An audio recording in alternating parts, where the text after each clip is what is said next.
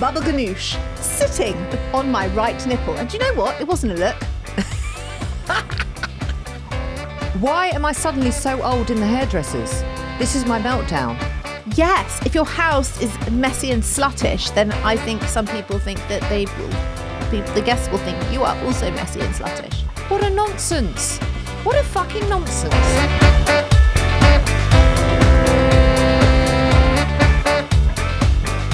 Hello everybody, welcome to a brand new episode of 40ish. I'm Nicole Goodman. And I'm Lauren Mishcon. This is the podcast where we tackle the chaos of 40-something life, diving into news, stories, dilemmas, rants and problems.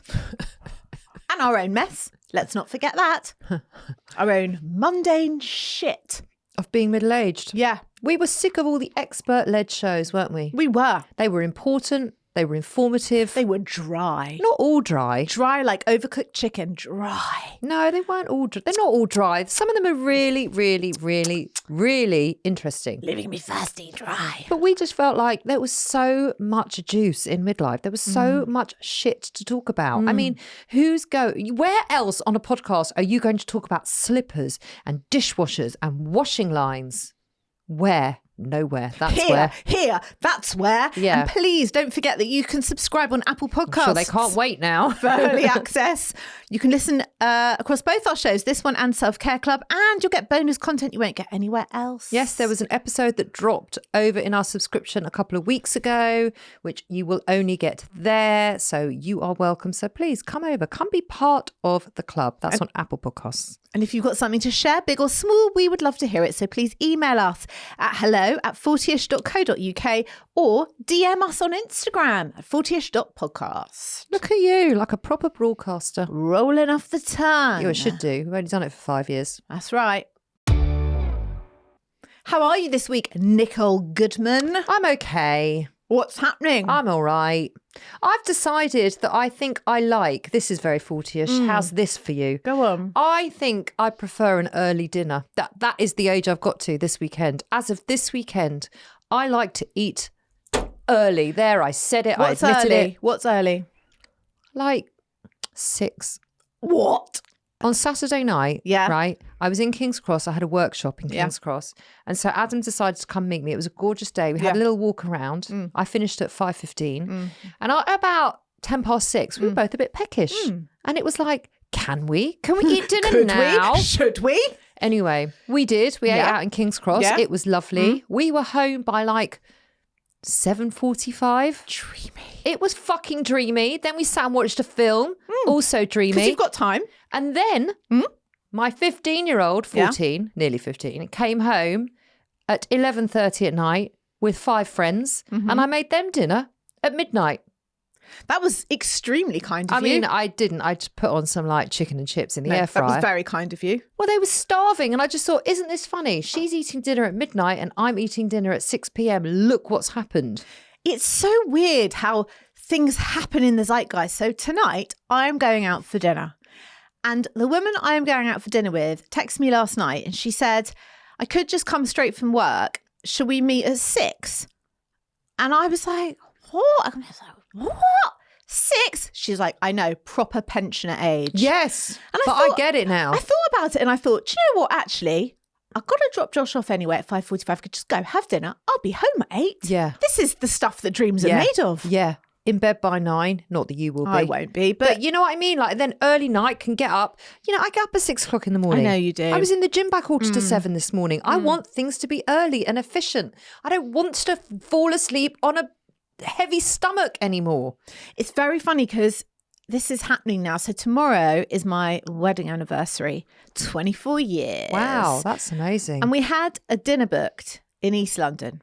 We actually had 2 tables booked and we were like trying to decide where to go. And then this morning we both were like, it's just a long way to like schlep. Yeah, to when you live together. East London on a Tuesday night. What we're going to do, like an hour each way. Yeah, and what's the what for? Why? What? I said, do you know what? I don't mean to be funny, but next year's 25 years, like our silver wedding anniversary. We'll go big next year.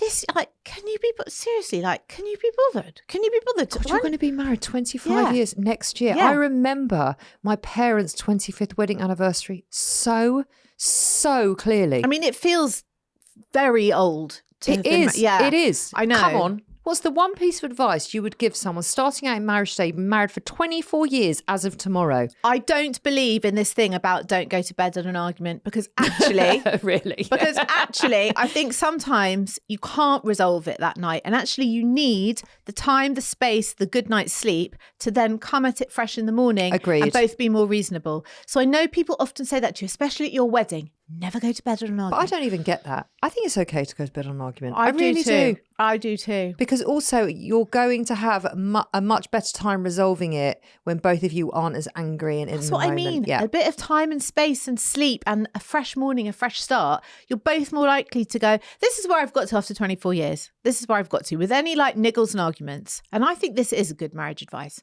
Whatever it is, you have to think, is this worth getting divorced over? No? Okay, I'm going to get over it then. Because, yes, I'm serious. I'm serious. I know you're serious. I don't hugely agree with that. What you're saying is don't sweat the small stuff. Yeah. But Pick your battles. Well, yes, of course, pick your battles. But I think there's a lot of information in the small stuff as well. There is, but you know, you can waste a lot of time and but energy. you can also let a lot of shit slide that you probably, I'm not saying anyone does or should, but you can, sometimes you can let shit slide with that mindset of, well, it's not worth the divorce. And then before you know it, you're letting bigger things. I'm not sure I agree with that. That's what's happening. Anyway, we are going for dinner. So local as hell. Your kitchen? It's not quite my kitchen, but it's like 8 minutes from my kitchen, and I'm really happy about that. Great. Yeah. Look at us. Look at us being so 40-ish. Living life. Yeah. Right. Living local, early life. I'm here for it.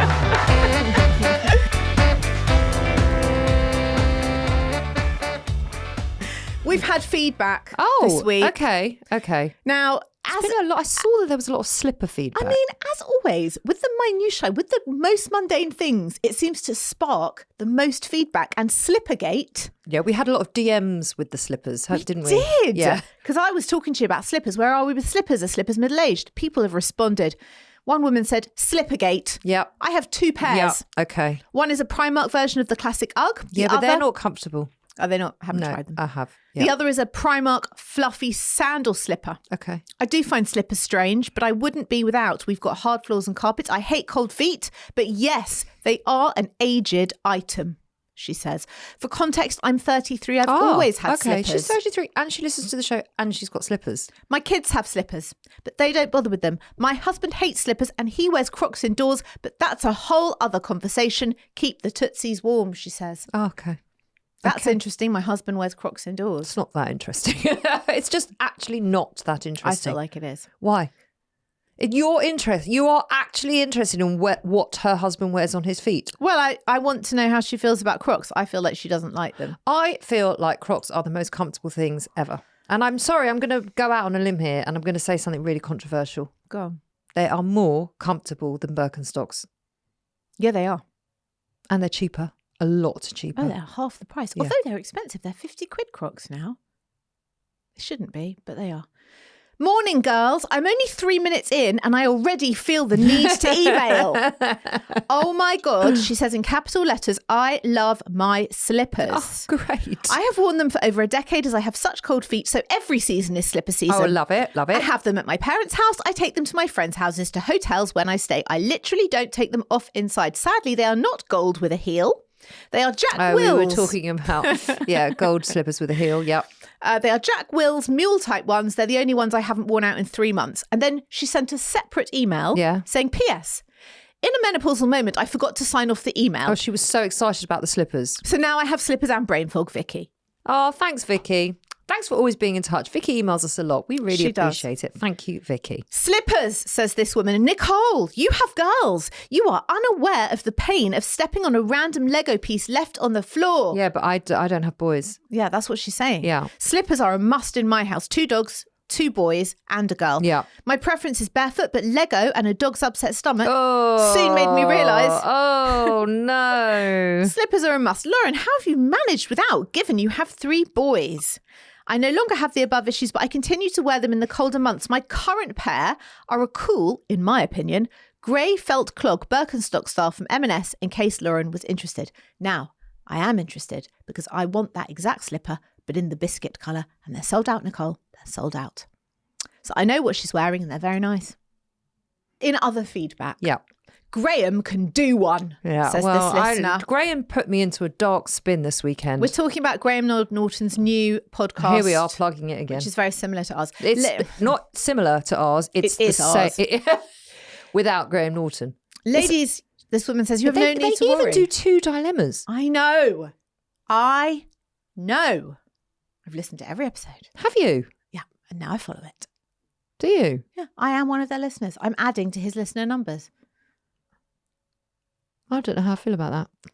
I think we should get Graham on the show. Listen, you know what my husband said? What? Which I thought was absolutely fantastic. Yeah. He said, you should write in the dilemma to say to them, hello, we've got a show called 40ish. It's the same as yours, but you're pulling our listeners away. I'm really sorry to tell you this, but I actually said that to you in last week's show. Those exact words. We should write to Graham with the dilemma. Hi, Graham, you've stolen our podcast. What should we do? But you've bypassed that. But now it's Adam's idea. It's a great idea. Maybe it wasn't Adam. Maybe it was just you. I think it was me. Well, I know it was me because it's on last week's show. Are you now confusing me with your own husband? But you know what's my chest is a lot less hairy. I'm just saying. You know what's amazing? What? Is that this show is called 40ish and I have just had in real time, listeners, a 40ish moment. You have. Don't you think that's a great idea though? It was my idea, so yeah, I do. That's what I mean. Yeah, it's a great idea. We should write in. We'll do it after the show. We are doing that. Okay, we'll do it. We'll put the letter on Instagram. And also, Graham, will you come on and answer some of the listeners' dilemmas? This woman says, Graham, you can do one. Ladies, you've got no need to worry. The reason why you have so many listeners and you're successful is because you're relatable. Is Graham? Well, Probably not. Yes, he is. I actually think he is relatable. I can't bear it. He is. He was talking about he went to the theatre. I thought, I went to the theatre. Like, yes, we could go to the theatre together, Graham. He's also a man, not sexist, just fact. Well, that is true. Yep. And he has no input into the middle-aged life of a woman. But he's not doing true. the middle-aged life of a woman podcast. No, he's not. He's not. So to be fair, he is staying in his lane. Keep being you, she says. Keep it as it is and don't panic. Well, I have already. It's too late. I understand the annoyance of it, but he's clearly copied you because you guys do it so well. Yes, I'm sure. That is so utterly gorgeous. And thank you so much. But I can guarantee that Graham Norton has not copied us. Maybe the producer of the show has, but I don't think Graham himself pays us any attention. I don't think we exist in his universe, even though he features heavily in mine. Do we know who's producing it? We might even know the producer. Oh, God, we might. In which case, we'll get them in here and interrogate them. And then what? Let them go home. Make sure their parking's paid for and let them go home. The buddy moon. Do you remember the buddy moon question? Yeah. Hi, Lauren and Nicole. We've had a lot of feedback. I love the feedback. We love the feedback. I love your show. Well, we love that you wrote into us. So about the woman whose fiance wants a buddy moon, all I can say is run for your life. Yeah. Maybe not your life, but definitely your heart. I am with Nicole. This is a huge red flag. Huge. On a more serious note, it's classic avoidant behaviour. And unless the woman writing in is also an avoidant, which it doesn't sound like she is, otherwise she wouldn't be put out by the suggestion, then the relationship will be constant heartache and hard work. I have been there. My ex also suggested that friends join us on our first trip when we were deep in the love phase. Oh, God. And almost all our trips thereafter. I knew it was odd. We spoke about it and it was reasoned away, but I didn't listen to my gut and I regret it. Time for a serious conversation. Good luck to the fellow listener. Thank you. That's great feedback and advice. Lovely words of wisdom that is. She should come on and do the dilemmas. Forget Graham. Should we do a dilemma? Yes. I was going to say, should we go to a break and then come back with the dilemma? Let's do it.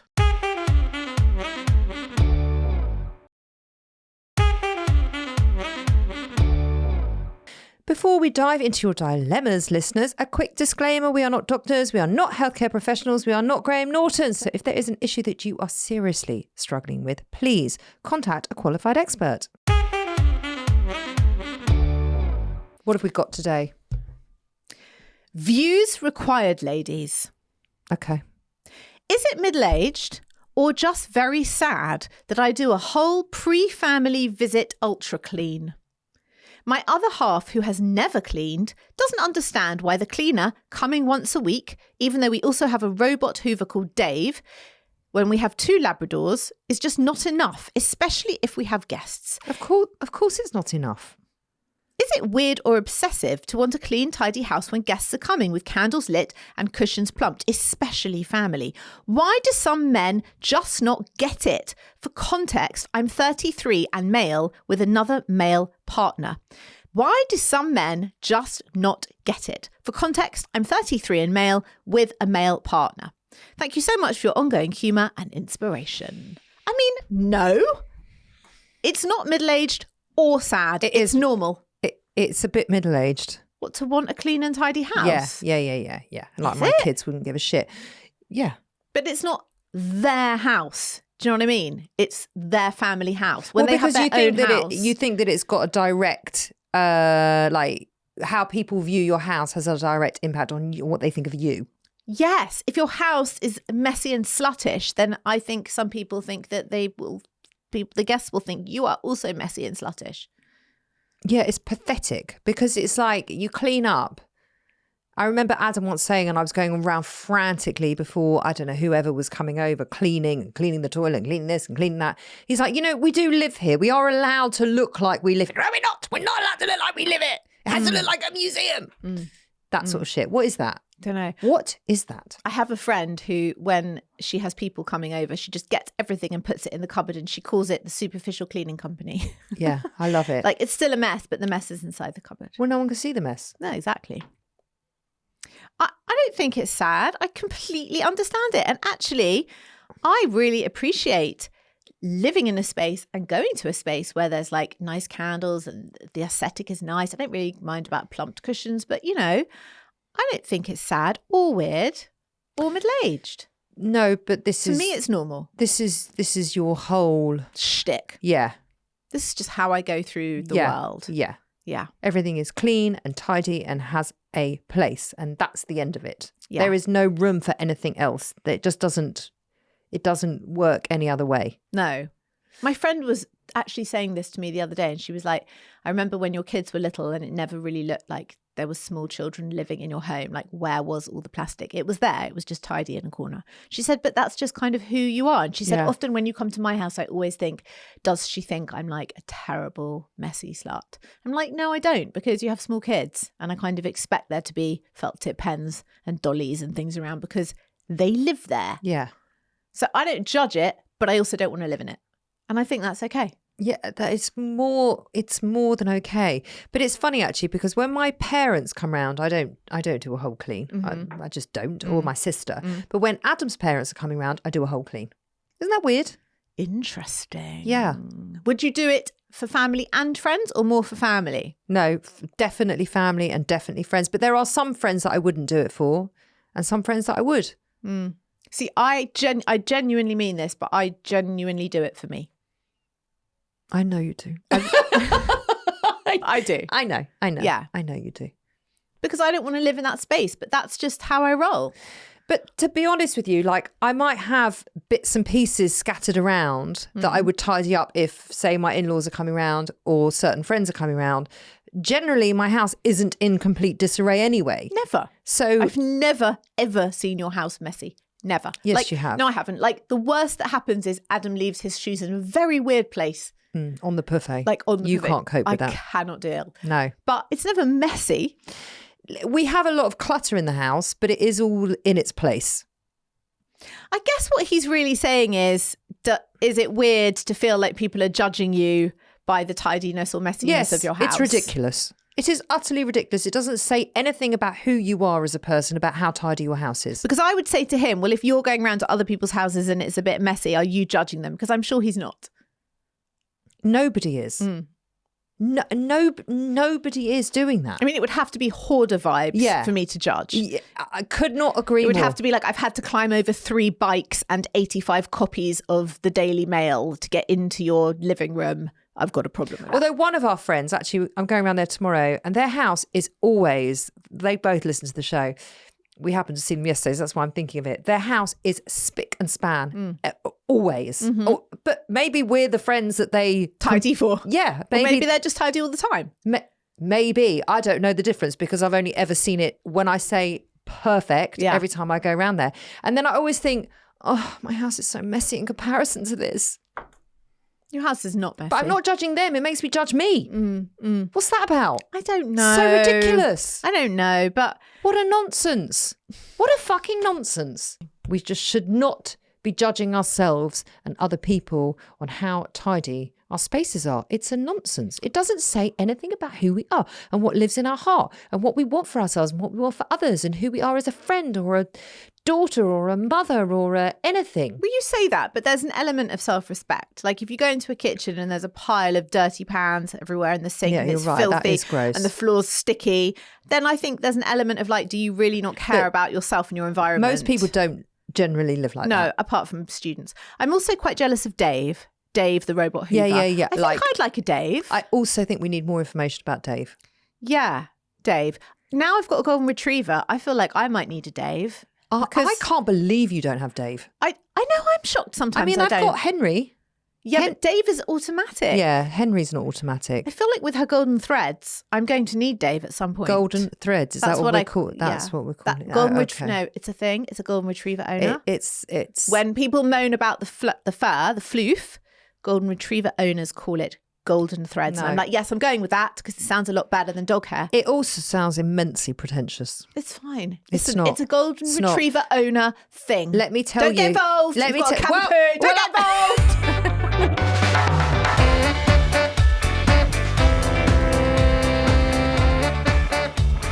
Tell me if you've had any meltdowns this week. That's what I'm interested to know. Oh my God, I've had such a meltdown. Why? This week. Why? I got my hair done. Your hair looks great, by the way. Thanks. And you know I never notice anything. You always notice when I get my hair cut. Do I? Yeah. I like it short. I said to Adam, because he's cut quite a lot off. It got really long because he was away. Anyway. And I said to Adam, and I've gone quite a bit lighter. Yeah. As well. So I've had a whole thing done. Yeah, I'm very happy with it. Anyway, I said to him, have you noticed, you haven't said anything about my hair. Have you noticed my hair? He goes, I did notice your hair. It's straight. It's always straight. What the fuck? It's always straight. Always. Like, does he mean it's very straight?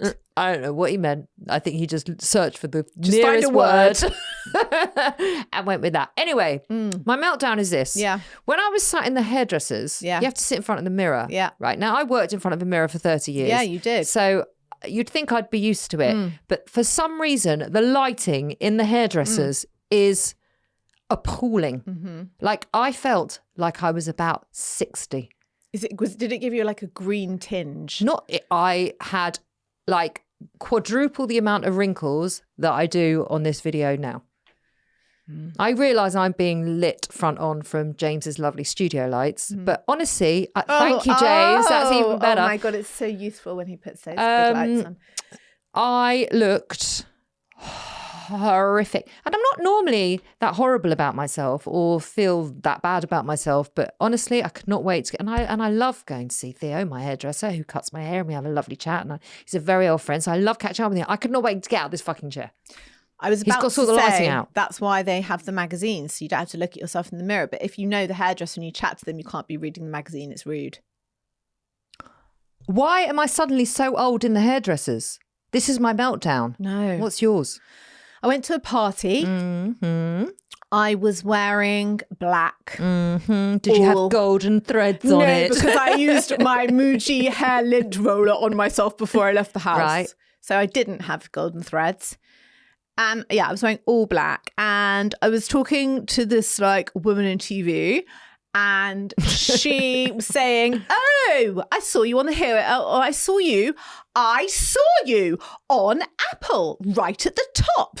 And I was like, yes, it's called the Heroes Carousel. She was like, oh, I didn't know there was lingo. Anyway, we were having this whole chat. And, I was like feeling quite good because this TV woman, like she knew our podcast and she saw us on Apple. And I was like, this is Does she listen cool. to the podcast or does she just see it? She didn't say, and I didn't want to push the agenda because it felt a bit like if she was like, no, I've never listened to it, that would have been a bit embarrassing because there were kind of other people. What do you mean that would have been embarrassing? I get that all the time. Oh, I've never heard of your show. What's it called? It's like, really? Still doing this? It was like a whole thing at this party. And then my friend was looking at me and looking at me. You know, when someone gives you the look and you're like, why are they looking at me? They're trying to tell me something with their eyes. What's she trying to tell me with her eyes? And she was looking at me and then looking down, looking at my eyes and then looking down. And so I looked down and I realized that I had conducted this entire conversation with this TV woman with Booby-ganoush on my nipple. A blob of Booby-ganoush sitting on my right nipple. And do you know what? It wasn't a look. It wasn't a look. We actually had a few text messages whilst you were at this party, which is very unlike us. I think I'd come home. Oh, that was early because James messaged us. Yes, James messaged us at 11 p.m. on a Saturday night. Yeah, to talk about studio time. Yeah. Why does he do that at 11 p.m. at night? Yeah. Anyway, yeah. Anyway, you answered. I did, yeah. You were like, I'm drunk. Yeah. And I don't know. And then you started going on about, I don't know. But, you know, it's a bit like when you're feeling quite good and you're having a whole chat and then you realise you've got Booby-ganoush in your nipple. Yeah. Wasn't great. I can up that. Can you? I really can. Did you get tiramisu on your nunny? No, it's it's awful, actually. Where was I? Where have I been this weekend? I don't know. I don't know where I was. But I was chatting away and having this whole in-depth conversation when my 14-year-old, who loves to tell me when I've done something wrong, told me that I had food stuck in my Invisalign. Oh, that is So I looked at Adam. He's like, yep, all across the front. Oh, God. So I had to go to the toilet, rinse it all out. Yeah. But why didn't whoever you were talking to say to you, you've just got go food and check? stuck in your Invisalign? No, I wouldn't even say that. I would say just go to the loo and check your teeth. No, you wouldn't. I would. I'd say You just go wouldn't. and check your teeth. What, someone you don't know that well? Yeah, especially if I don't know them that well. Because really? Yeah, because I wouldn't, because I feel like I don't care, but I wouldn't want them to go into other conversations with other people and carry on doing it all night because it's really embarrassing. Well, luckily I have my 14-year-old to pull me up on absolutely everything. So there we go. Thank God. Yeah. Thank God. So Booby-ganoush and shit in your Invisalign, it's not good. I actually think the listener meltdown may top both of us this week. It's quite special, Nicole. Come on. For reasons that will quickly become obvious, please keep me anon. Okay. But here is my meltdown. My partner and I are both in our mid-40s. We work long hours and we have 4 kids between us. That's a lot, just in itself. 2 nights ago, we were in bed and he was getting busy under the duvet. Okay. Great, amazing. I'm very happy. Then I realised that the rhythm was off, slowed down, and then he had just stopped. I poked my head under and looked down and he had actually fallen asleep on me, as in face still between my legs. That's not possible. Do you know how insulting it is to have your partner snoring into your thighs? It was the most mortifying experience. I know that midlife exhaustion is a thing, but this was really taking the piss. No, that is not possible. How is that? How does that even happen? Well, I mean, I know how it happens, but really? Really? Apparently so. I don't even know how that's even remotely I am very sorry. I can't imagine that has filled you with a lot of confidence, I have to say. The fact that he is basically bored whilst he's going down on you. That isn't good. Or maybe he just kind of like rocked himself to sleep, lulled himself to sleep. Maybe he was just like warm, like so tired. I don't know. He wasn't supposed to be lulling himself to sleep. He was supposed to be getting more and more aroused. Clearly he wasn't. But then why fucking bother? Just say, I'm tired. Well, maybe not tonight. Let's go to bed. Maybe he didn't realise how tired he was. Well, or maybe like that was his way of... know when I'm too tired, don't you? Or maybe that was his way of getting around like having to do more. Well, he's created a lot more for himself, a lot more then, aggro. Like, what do you just like, what do you do then? Do you just leave him under the duvet? Do you wake him up? No, you give him a slap round the fucking face and tell him to get off. Or do you just squeeze your thighs together until you suffocate him? Something along those lines I would go with. Are you going to leave him there till morning? I don't think so. I thought they were going to say that there was a child under the covers. Oh my God. I'm quite pleased it went where it did. Okay, who's the winner? I think it's is it her? Yeah, it's got to be her. Hers is pretty bad. It's pretty bad. You can clean your teeth and I can wipe my boob. Mine was about the hairdressers. Oh, sorry, the hairdressers, not your Invisalign. Well, I had 2, as it turns out. Yeah. Hers is the worst. You're the winner. You are listener. the winner, chicken dinner. Thank you. That is our show on 40ish. We're going to be back soon. In a few Or Thursday days. or Tuesday, because I'm not sure when this is going out. Graham would know. Fuck Graham. Don't No, I say love that. Graham. I don't mean fuck Graham. I don't. I really don't. Graham, we want you to come on. I mean, how cool would it be if he came on? Oh, it would be the stuff of dreams. It really would, wouldn't it? Yeah.